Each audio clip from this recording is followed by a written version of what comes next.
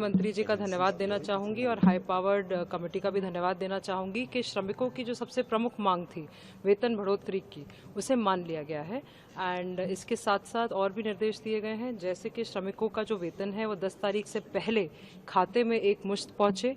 इसके साथ साथ जो बोनस है वो सालाना नवंबर से पहले मिले। इसके साथ साथ अगर ओवर टाइम काम किया जा रहा है उसके लिए भी डबल वेतन दिया जाएगा। अगर साप्ताहिक छुट्टी पे काम किया जाएगा उसके लिए भी डबल वेतन दिया जाएगा। इसके साथ साथ जो यौन उत्पीड़न समितियां हर जगह गठित करी जाएंगी, महिलाएं इनके अध्यक्ष रहेंगी और इन सब का जो नोटिस बोर्ड है उस पर चस्पा किया जाएगा कि कौन है, कहाँ आप शिकायत कर सकते हैं। इसके साथ साथ शिकायत पेटियां भी रहेंगी। इसके अलावा भी अगर कोई भी शिकायत किसी भी श्रमिक भाई बंधुओं की है तो हमेशा प्रशासन भी साथ में है, शासन भी साथ में है, कलेक्ट्रेट के भी दरवाजे खुले हैं। मगर सभी से मेरी ये अपील है that violence is not the answer. सभी से मेरा अनुरोध है कि गौतम बुद्ध नगर की शांति व्यवस्था को मेंटेन रखा जाए, सौहार्दपूर्ण रूप से अपनी बात को रखा जाए। और माननीय मुख्यमंत्री जी का भी धन्यवाद कि इस प्रमुख मांग को जो है मान लिया गया है।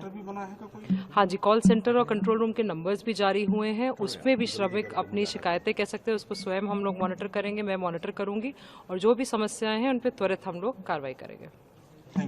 आपने आंदोलन किया, अब एसटीएफ को जांच सौंपी गई है, कमेटी बना दी गई है, मुख्यमंत्री कह रहे हैं भारतीय जनता पार्टी की सरकारों में और 10 साल की सरकार में सबसे ज्यादा बाबा साहेब भीमराव अम्बेडकर जी की प्रतिमाएं तोड़ी गई हैं और आज वही लोग जो तोड़ने वाले लोग हैं वो बजट देकर के चुनाव से पहले एक झूठा संदेश देना चाहते हैं।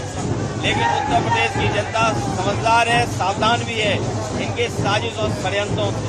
केरला में दलित युवक के साथ प्रताड़ना, उसके बाद उसने आत्महत्या कर लिया। अभी भी दलितों के खिलाफ और पिछड़ों के खिलाफ और खासकर पीडीए वर्ग के खिलाफ लगातार भेदभाव हो रहा है, लगातार अन्याय होता है और उसका परिणाम इतना होता है कि अभिषेक भाई इतना शोषण होता है कि मान सम्मान के लिए कभी कभी लोग आत्महत्या भी कर लेते हैं। पश्चिम बंगाल में मुख्यमंत्री चाहते हैं, कहते हैं कि अब उत्तर प्रदेश में दंगा नहीं होता, नमाज़ें अदा नहीं की जाती, सरकार बदलेगी वहाँ पे। हाँ, बाबा साहब भीमराव अम्बेडकर जी की जयंती पर हम लोग याद कर रहे हैं उन्हें।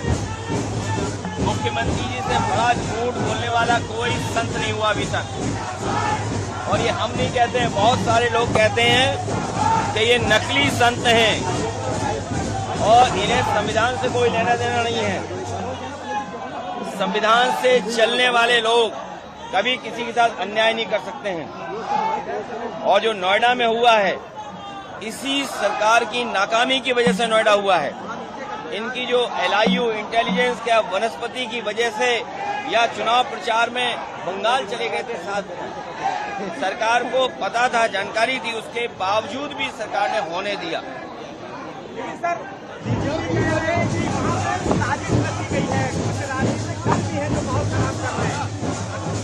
और अगर साजिश इतनी बड़ी हो गई है तो इसके लिए मुख्यमंत्री जिम्मेदार हैं।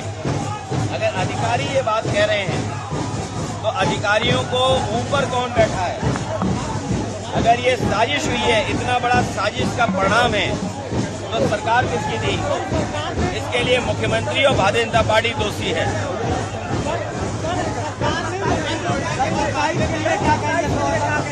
27 में क्या कहना है?